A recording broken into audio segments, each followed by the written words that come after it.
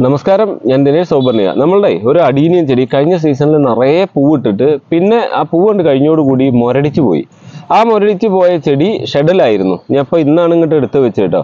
ഈ മുരടിച്ച ചെടി മുകുളങ്ങൾ വരുത്തി പൂടിയിപ്പിക്കാനുള്ള ശ്രമം അത് നിങ്ങൾക്ക് വീഡിയോയിലൂടെ എന്താണെന്നുള്ളത് പറഞ്ഞു തരികയാണ് കേട്ടോ. അപ്പം ഞാൻ ഈ ചെടി താഴെ ഷെഡിലായിരുന്നു. ആ ഷെഡിൽ നിന്ന് ചെടി എടുത്തിട്ട് ആ ചെടിയുടെ മേലെ നിറയെ ചെറിയ പെസ്റ്റ് ഉണ്ടായിരുന്നു.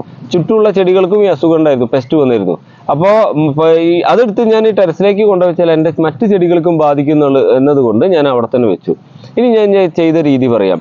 ഞാൻ ഒരു 2 ആഴ്ച മുന്നേ ചെയ്ത വർക്കുകളാണ് പറയുന്നത്. ഇതിൻ്റെ മേലെ കഞ്ഞിവെള്ളം 2 ഗ്ലാസ് തണുത്ത കഞ്ഞിവെള്ളവും അതിൽ ഒരു 5 ml വേപ്പെണ്ണയും കുറച്ച് സോപ്പും കൂടി മിക്സ് ചെയ്ത് കലക്കി 2 ലിറ്റർ പിന്നെ വെള്ളത്തിലത് മിക്സ് ചെയ്തു. എന്നിട്ട് ഞാൻ ആദ്യം ആ ചെടികളുടെ മേലെ നന്നായിട്ട് സ്പ്രേ ചെയ്തു രാവിലെ സമയത്ത്. അങ്ങനെ 4 ദിവസം കണ്ടിന്യൂസ് സ്പ്രേ ചെയ്തപ്പോൾ ഇതിൻ്റെ പെസ്റ്റ് എല്ലാം ഈ കഞ്ഞിവെള്ളത്തിൻ്റെ പശയും സോപ്പ് വെള്ളവും ഒക്കെ കൂടി ആയിട്ട് അവിടെ ഒട്ടിപ്പിടിച്ച് ചാവും.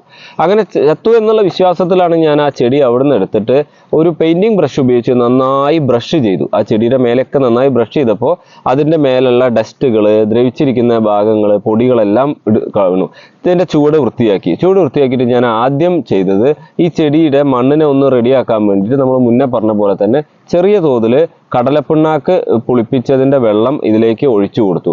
അതിൻ്റെ ഒപ്പം തന്നെ ഞാൻ കുറച്ച് വാമിട്ട് കൊടുത്തിട്ടുണ്ടായിരുന്നു. അപ്പോൾ വാമിട്ട് കൊടുത്തു, കടലപ്പിണ്ണാക്ക് പുളിപ്പിച്ച വെള്ളം ഒഴിച്ചു കൊടുത്തപ്പോൾ തന്നെ മണ്ണിൽ ഒന്നൊരു ബാക്ടീരിയയുടെ ഇത് ഒന്ന് ഉത്തേജിക്കും മണ്ണ്. അതിൻ്റെ ഒപ്പം അതിൻ്റെ പിറ്റേ ദിവസമായിട്ട് ഒരു 2 പിടി മണ്ണിര കമ്പോസ്റ്റ് ഇതിൻ്റെ ഉള്ളിലേക്ക് ഇട്ട് കൊടുത്തു. അതൊന്ന് ചെറുതായിട്ട് ഇളക്കി കൊടുത്തു, നനച്ചു. പിന്നെ മഴ വന്നു.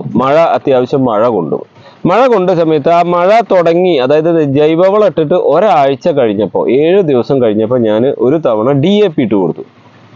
ഒരു 1/4 സ്പൂൺ DAP ഇതിലിട്ട് കൊടുത്തു. അത് കഴിഞ്ഞതിന് ശേഷം ഇതിൻ്റെ എല്ലാം ഒന്നുകൂടി ബ്രഷ് ഉപയോഗിച്ച് മുകുളങ്ങൾ വൃത്തിയാക്കിയതിൻ്റെ ശേഷം ചെയ്തിട്ടുള്ളത് 30-10-10 എന്ന് പറയുന്ന നമ്മളെ മൈക്രോന്യൂട്രിയൻസോട് കൂടിയിട്ടുള്ള വളം 3 ദിവസം കൂടിയപ്പോൾ ഇടവിട്ടിട്ട് ഞാൻ ഇതിൻ്റെ മേലെ അടിച്ചു കൊടുത്തു. അങ്ങനെ 2 തവണ അടിച്ചു കൊടുത്തു.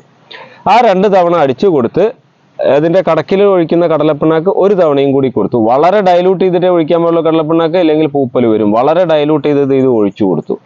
ഇത്രയും ചെയ്തു. 1 തവണത്തെ DAP, 2 തവണത്തെ 30-10-10 ഇതെല്ലാം ഇങ്ങനെ കൊടുത്ത് കഴിഞ്ഞ് ഇപ്പം 2ാമത്തെ ആഴ്ച വന്നപ്പോഴേക്കും അതിൻ്റെ മേലെ മുകുളം 2 ആഴ്ച ടോട്ടൽ ഇതിൻ്റെ വർക്ക് 2 ആഴ്ച കഴിഞ്ഞപ്പോഴേക്കും ഇതിൻ്റെ മേലെ ചെറിയ മുകുളങ്ങൾ വന്നു. നോക്കുക അതിൽ കേട്ടോ. അതിൽ എല്ലാറ്റിലും റെഡ് കളറിൽ മുകുളങ്ങൾ വന്ന് നിൽക്കുന്നുണ്ട്.